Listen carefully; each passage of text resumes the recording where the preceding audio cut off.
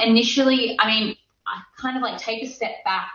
We spent like 18 months pitching this product. So initially it was me calling IGAs trying to get our product on the shelf.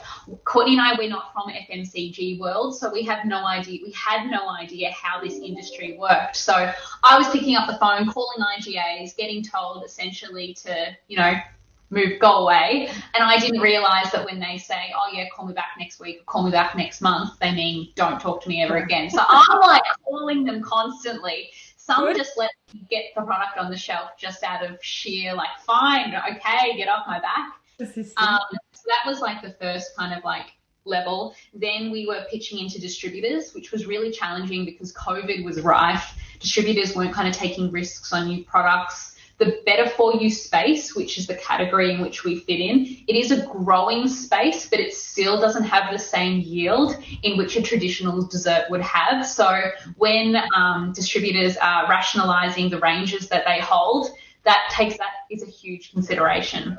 Mm-hmm. We're also like competing against some, big well-named brands. Like, for example, there's products like FroPro, which is the original Australian protein ice cream. They've been on the shelf for like 7 years, I think now. So like, we're competing against those guys, which is really challenging.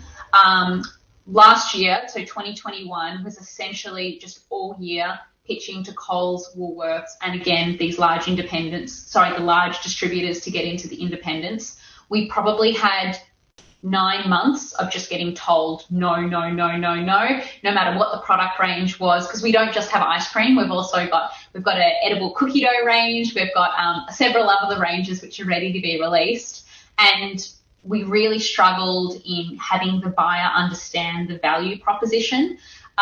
For example, like we pitched to the chilled dessert section and something at Coles, and the feedback was, I can't remember which buyer it was, but the feedback was, oh no, we're really focusing on yogurts at the moment. Like, we're not really interested. Try again next year. But, when you're burning through cash as a startup, every month matters. So it was like, oh my God, I don't know if we'll make it to next year to pitch again. So when we initially pitched to Coles, we actually had a different brand name, and the feedback from the buyer was, I really like your product, but I don't like your brand name. Would you consider changing? And we were like, yep, sure, cool, we will change. That night we registered Jim Bod as our name. We registered the the URL and all that stuff. Sent the feedback, and she was like, oh, cool, all right. I'll have some discussions internally. Anyway, that she gave us the opportunity of a lifetime, and the fact that she put us forward for a trial with Coles.